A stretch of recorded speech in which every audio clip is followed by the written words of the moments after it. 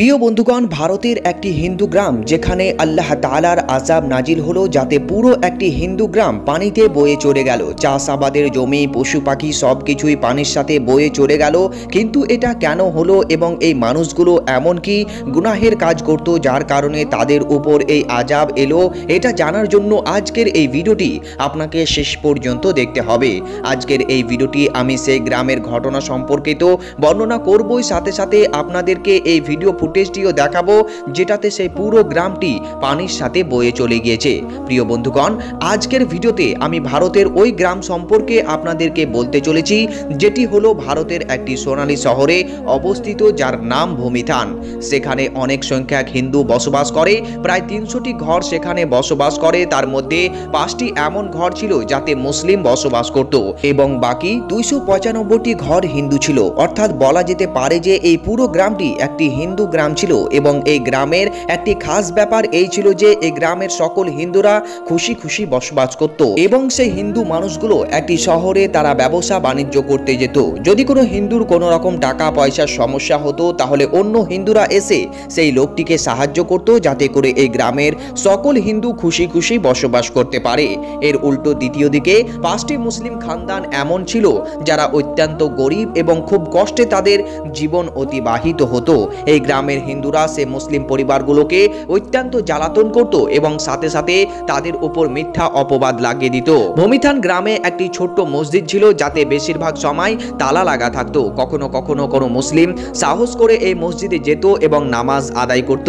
এবং একদিন তো এরকমও ঘটে যে একজন মুসাফির ব্যক্তি যাতায়াত করার জন্য এই গ্রাম দিয়ে যাচ্ছিলেন, যারা এই গ্রামটিকে ক্রস করে আগের একটি শহরে যেতে চাইছিল। মুসাফিরগুলো না শুধু মুসলিম ছিল, বরং তারা অনেক মালদার এবং ব্যবসায়ী ছিল। এরা রোজ তাদের মাল দ্বিতীয় শহরে শিফট করে বিক্রি করতে যেত। যেই দিন এই মুসাফিরগুলো ভূমিথান নামে এই গ্রামে পৌঁছালো, সেই দিনটি ছিল জুমার দিন এবং নামাজের সময় হয়ে গিয়েছিল। সেখানকার হিন্দুরা যখন সে ব্যবসায়ীগুলোকে মসজিদের দিকে যেতে দেখলো, তখন হিন্দুরা চারিদিকে একত্রিত হয়ে গেল। এরপর মুসাফিররা যখন মসজিদের গেটে তালা লাগা দেখলো, তখন তারা বড়ই হয়রান হয়ে গেল। যাই হোক প্রিয় বন্ধুগণ, এরপর তারা মুসলমানের বাড়ি থেকে মসজিদের চাবি নিল এবং মসজিদে প্রবেশ করলো। তাদের মধ্যে একজন উঁচু আওয়াজে আজান দিল, যাতে করে ওই গ্রামের মুসল্লিরাও নামাজ আদায় করতে পারে। প্রিয় বন্ধুগণ, যখন মসজিদে সেই গ্রামের মুসলিমরা এসে পৌঁছালো, এরপর একজন মুসাফির ব্যক্তিদের মধ্যে খুতবা দেওয়ার জন্য দাঁড়িয়ে গেল।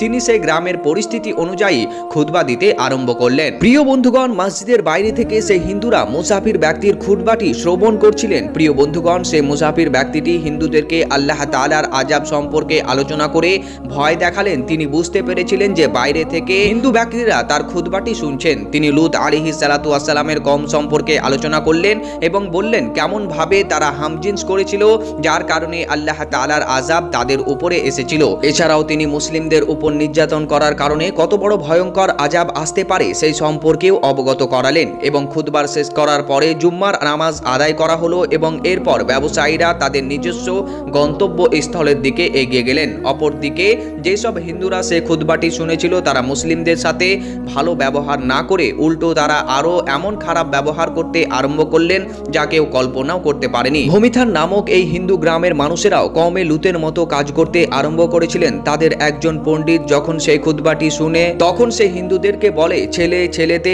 এবং মেয়ে মেয়েতে সংযম করাতে কোনো গুনাহ নেই। মুসলিমরা মিথ্যা কথা বলে। এবং এরপর সেই হিন্দু পণ্ডিত সকল হিন্দুদেরকে এই কাজ করতে আরো উৎসাহিত করলো এবং সেও বলল যে যদি মুসলিমরা সত্যি হয় তাহলে আমরাও দেখছি কিভাবে আল্লাহ তাআলার আযাব আসছে। এরপর পুরো গ্রামের মানুষেরা হিন্দু পণ্ডিতের সেই কথা শুনে তাদের এই কর্মকাণ্ড করতে আরম্ভ করলো। অর্থাৎ তারা ছেলে ছেলেদের সাথে এবং মেয়ে মেয়েদের সাথে অবৈধ কাজে লিপ্ত হতে আরম্ভ করলো। ভূমিথান গ্রামের সেসব মুসলিমরা বসবাস করত এবং যখন তারা এই কর্মকাণ্ডকে নিজের চোখে দেখতে আরম্ভ করলো, তখন তারা বলতে লাগলো তোমরা আল্লাহ তাআলার আযাবকে দাওয়াত দিচ্ছ।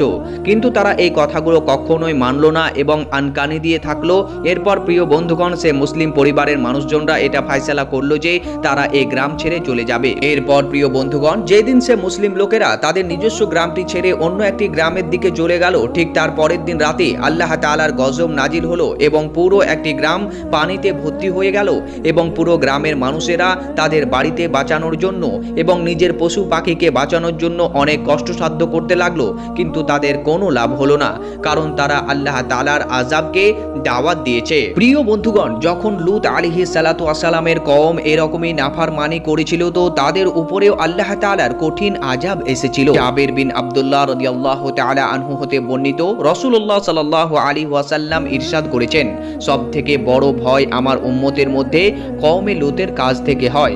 আব্দুল্লাহ বিন আব্বাস রাদিয়াল্লাহু তাআলা আনহু হতে বর্ণিত, রাসূলুল্লাহ সাল্লাল্লাহু আলাইহি ওয়াসাল্লাম ইরশাদ করেছেন, অভিশপ্ত হলো ওই ব্যক্তি যে কওমে লূতের কাজ করেছে। এছাড়াও আব্দুল্লাহ বিন আব্বাস রাদিয়াল্লাহু তাআলা আনহু হতে বর্ণিত, রাসূলুল্লাহ সাল্লাল্লাহু আলাইহি ওয়াসাল্লাম আরো বলেছেন, আল্লাহ পাক রব্বুল আলামিন ওই ব্যক্তির দিকে চোখ তুলে তাকাবেন না যে ব্যক্তি নর অথবা নারীর সাথে ইলহাম করলো। যখন কওমে লূত নিজের কাজের উপরে প্রতিষ্ঠিত থাকলো তখন আল্লাহ তাআলা তাদেরকে আযাব দিয়ে ধ্বংস করে দেন। কওমে লূতের ঘটনা তাফসিলের কিতাবে তাফসিরের সাথে পাওয়া যাবে, কিন্তু শর্টকাট হলো এই যে কওমে লূতের বস্তি সারজেল ফল এবং সবজিতে ভরপুর ছিল, কিন্তু যখন তাদের মধ্যে নোংরা কাজ বেড়ে গেল তখন আল্লাহ পাক রব্বুল আলামিন হযরতে ইব্রাহিম আলাইহিস সালাতু ওয়াস সালামের ভাতিজা হযরতে লূত আলাইহিস সালাতু ওয়াস সালামকে নবী করে তাদের জন্য পাঠালেন। তখন তিনি তাদেরকে এই নোংরা কাজ থেকে বিরত থাকার জন্য আদেশ করলেন এবং আল্লাহ পাক রব্বুল আলামিনের ব্যাপারে পরিচয় করালেন।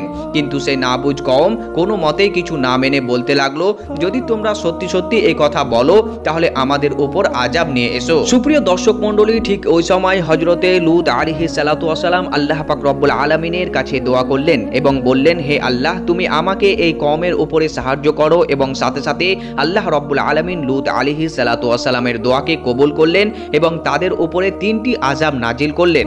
সূরা হিজরের 83 থেকে 84 নম্বর আয়াতে রয়েছে, অতঃপর প্রাতকালে শব্দ আসিয়া তাহাদেরকে আক্রমণ করিল, বস্তুত কর্মকুশলতা তাহাদের কোনো কাজে আসিল না। অর্থাৎ প্রিয় বন্ধুগণ, সূর্য উদয় হতে না হতেই একটি বড় এবং বিধ্বস্ত আওয়াজ তাদেরকে গ্রেফতার করে নিয়েছিল এবং অবশেষে তাদের উপর একটি বড় পাথরের বৃষ্টি বর্ষণ করে তাদেরকে ধ্বংস করে দিয়েছিল।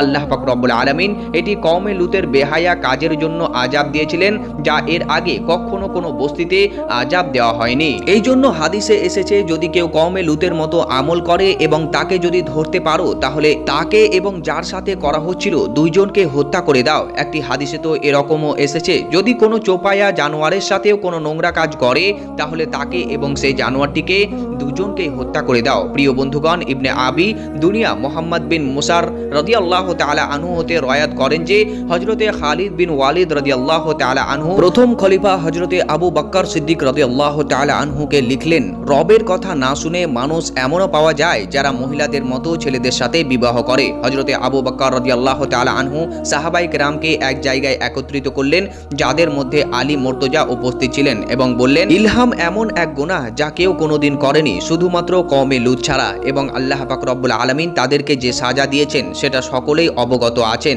আমার ফায়সালা হলো যে এরকম ব্যক্তিকে আগুনে জ্বালিয়ে দেওয়া উচিত। অতঃপর হযরতে আবু বকর রাদিয়াল্লাহু তাআলা আনহু হযরতে খালিদ বিন ওয়ালিদ রাদিয়াল্লাহু তাআলা আনহুকে লিখলেন যে তাকে আগুনে জ্বালিয়ে দাও।